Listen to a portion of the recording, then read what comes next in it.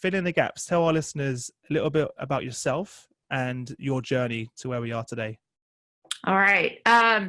So I love the craft of HR. I kind of stumbled on it when I was in college and decided that I wanted to run HR as a career. So I'm odd in that sense. I kind of knew where I wanted to be.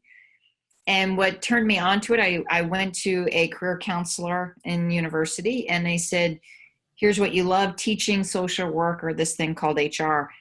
And I'm like, that's funny. My dad and my uncle both are in HR. And so I interviewed him. I said, why do you do what you do? What do you love about it? What do you hate about it?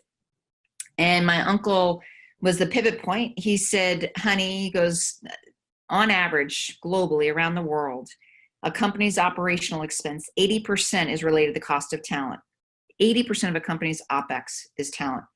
And I'm like, what do you mean? Compensation? He said, no, the cost compensation is included, but your benefits, it's the tools I give you, it's the facilities in which you sit, it's the training I provide you, it's all the perks. It's the whole wraparound of what makes the need for talent, supporting of talent, onboarding of talent, et cetera.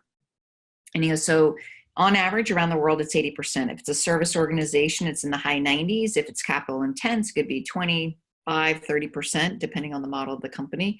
Needless to say, talent is critical for a company's success. You dial the right knobs, you get outperformance, you compete better, you're healthier, et cetera, et cetera. So he pauses and he goes, so what do you want to do? You want to be a recruiter? You want to go into comp? What do you want? And I go, I'm going to run HR. He goes, no, really, what do you want to do? And I go, I'm going to run HR. And so he took me up on that. He was my first coach. And so the first decade of my career was learning the craft. So the methodology was spend 3 years in each domain to really master it. So 3 years in compensation, recruiting to technical recruiting, employee relations, did M&A, so did some benefits. So kind of built the foundation of what I need to lead. And then the next piece was learning how to lead and manage others, right? First, you learn how to manage, what makes a great manager, and then what makes a great leader, and how do you inspire, and how do you create a vision, and how do you become strategic and I call it porpoising. So see a vision, see where your opportunity is that aligns to the business needs, and then porpoise down and make sure you get all those knobs correct to operationalize it to achieve your vision for the company.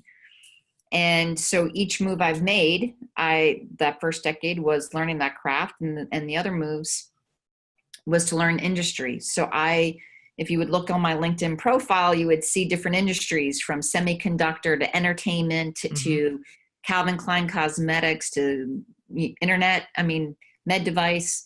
And the purpose of that was to do two things. One was to continue my learning agility. I wanted to learn different businesses and markets. And the second thing was to show the agility of people.